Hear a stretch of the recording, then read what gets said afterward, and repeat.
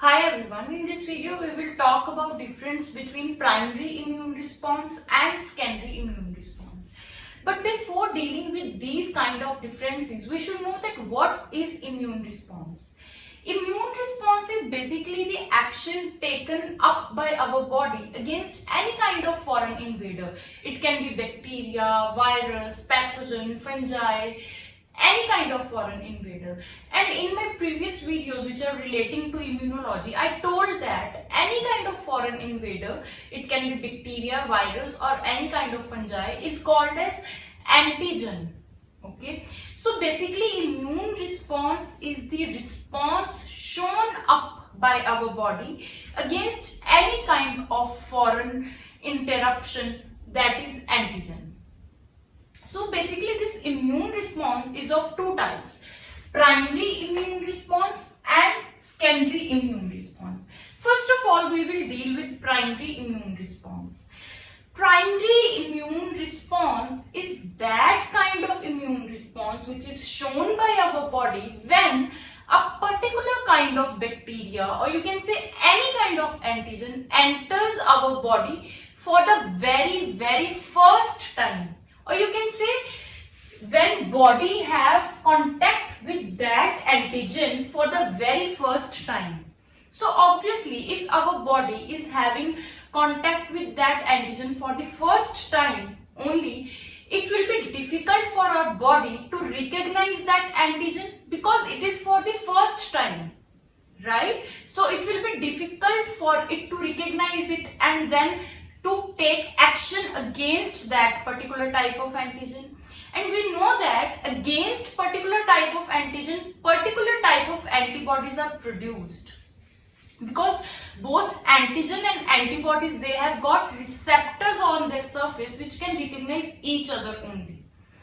And you know what, how antibodies are produced? You know that when antigen reaches our body, okay, the helper T cells, you can check it out in my previous videos, but I will try to explain, or you can say that I will try to summarize here.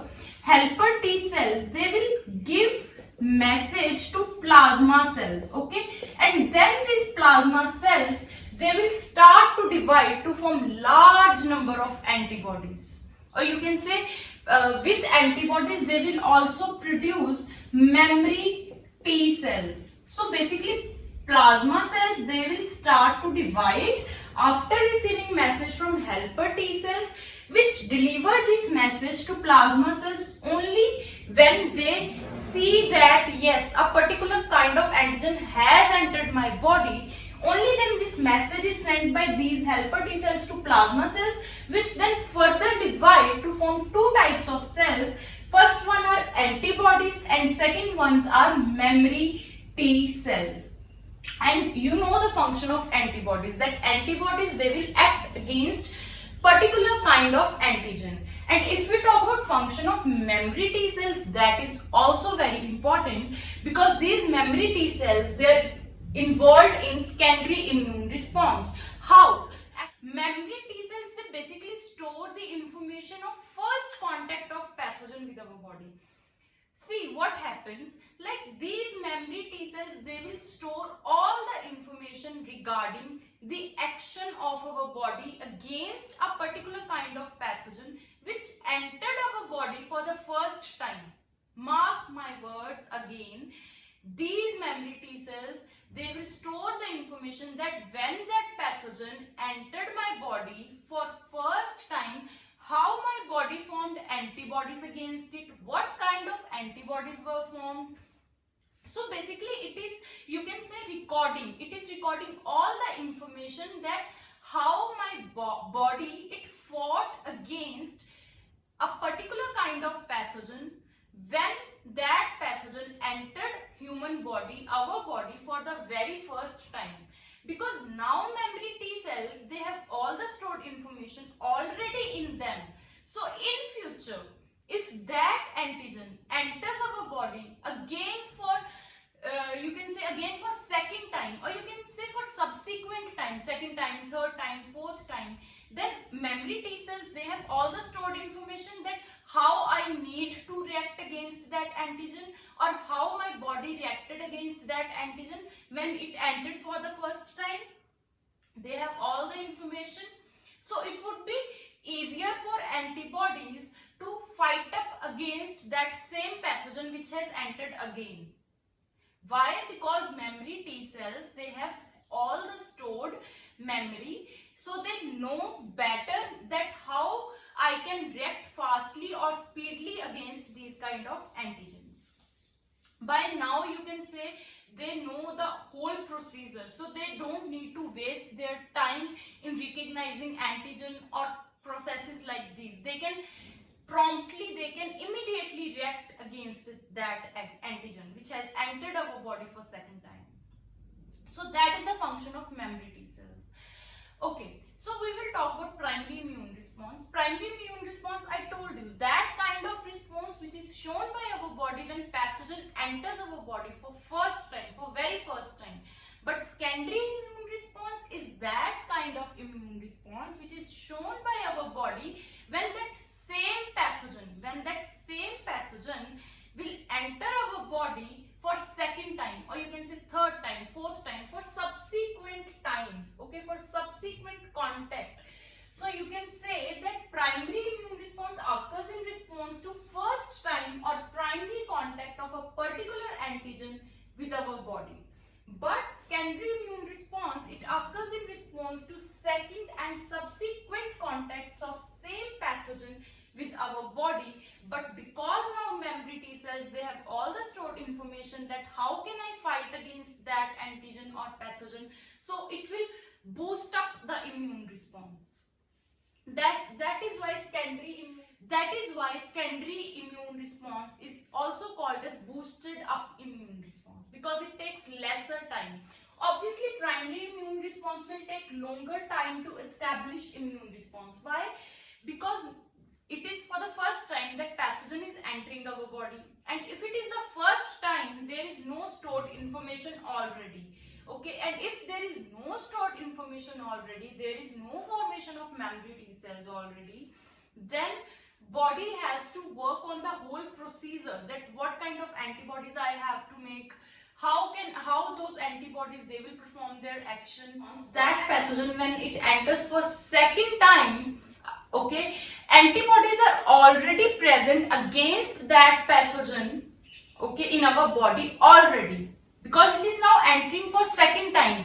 And when it entered for first time, already antibodies were produced, and now when it enters for second time, we have antibodies in our body already.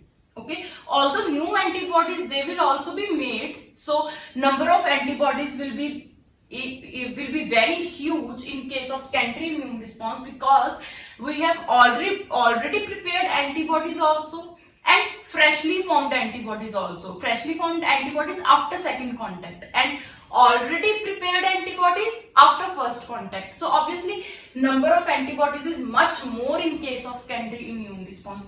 That is why in case of secondary immune response, antigen can be easily killed, because number of antibodies is huge, is in massive number. And okay, memory T cells are also present in case of secondary immune response, or you can say memory T cells, they are present till the time pathogen enters our body for second time. So as the memory cells, they are already present, okay, they have all the stored information in them, so it will be easier and it will be very quick for our body to take action because of all the stored information. So it will take lesser time to establish secondary immune response. And you know what, that is the reason, secondary immune response is the reason that we never get chicken pox or measles or mumps for the second time ever in our lifetime. Why? Because see what happens when chicken pox, suppose a person has got chicken pox for the first time, okay, and as it has occurred for the first time, antibodies, they will start to get prepared against antigen of chicken pox, and as antibodies are prepared, they will start to fight against that antigen. Also along with antibodies, memory T cells will be formed, and those memory T cells, they will start to store all the information that how antibodies are formed, which kind of antibodies are formed, and how those antibodies are performing their function, how those antibodies are killing that antigen. So they will, you can say, record all the information. Okay, and when that same chickenpox virus will enter our body for second time due to presence of memory T cells already which have all the stored information in them, it will be very easier and body will quickly respond to antigen even before antigen can multiply in our body, or you can say even before antigen can harm our body. So before antigen can harm our body, okay, antibodies are performing their function. Memory T cells, they have all the stored information, so antibodies are performing their action very quickly, and also antibodies they are present in very massive amount because of some already present antibodies in case of primary immune response, and because of some newly formed antibodies in case of secondary immune response. So number of antibodies is also very large. So we will not catch chickenpox for second time. Also, in primary immune response, it will take 7 to 10 days to form antibodies, because as you know, it is the very first contact of pathogen with our body, and our body does not know, okay, how to deal with that pathogen. But in case of secondary immune response, it will only take 3 to 5 days. It is only matter of 3 to 5 days. Why? Because by now in case of secondary immune response, our body knows that what kind of antibodies I will have to make, or how can I make antibodies because of all the stored information. So you can say that in case of secondary immune response, major role is being played by these memory T cells. And these memory T cells, they make this thing possible that we will never catch a particular kind of disease for second time. Getting again, or you can say the chances of suffering from measles again, they get reduced, they decline. Okay, this is because of secondary immune response. And one thing more, okay, one point which I have not written over here but I would like to add is that, you know what, when immune response starts, firstly IgM kind of antibodies, they are produced. See, antibodies are nothing, they are only proteinaceous structures which are made up of protein, and those proteinaceous structures, they are circulating in our blood, like you can say like police is looking for thief. Okay, in similar way, antibodies, they are looking for any kind of antigen, that if antigen comes in my vicinity, I will kill it. So basically antibodies are proteinaceous structures, and there are 5 types. Okay, IgG, and you will ask that why I am writing Ig. Ig means immunoglobulin. Immunoglobulin is basically a type of protein, okay, which are antibodies made up of, and that is why we represent antibodies by IGs. IgG, IgA, IgM, IgE, IgD. Okay, so basically 5 kind of antibodies, and out of these 5 antibodies, first of all our body will produce IgM antibodies. IgM antibodies, they are produced at first instant when any kind of antigen enters our body, and after this IgM, IgG kind of antibodies are produced. So in case of any kind of early infection or early symptoms, or you can say in early stage of a particular disease, you will always find IgM in human body. But in later cases, or you can say later on stages of our body after catching infection, IgG antibodies can be found within our body. In case of primary immune response, number of IgM antibodies will be larger and number of IgG antibodies will be lesser. But if we talk about secondary immune response, you can easily predict that what will happen, because IgG antibodies, they are already present after primary immune response.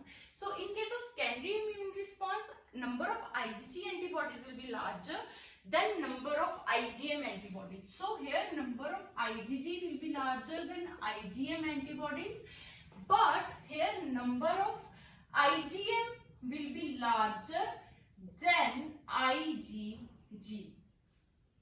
Okay, so if anyone asks you, this is a very important multiple choice question, that what kind of antibodies they are produced first when we encounter any kind of infection, or what kind of antibodies are present in your body in early stages of any kind of disease, so your answer should be IgM, and in later stages answer should be IgG. So that was all about the major differences between primary immune response and secondary immune response, and I hope that this video made your concept about primary and secondary immune response a little bit more clearer.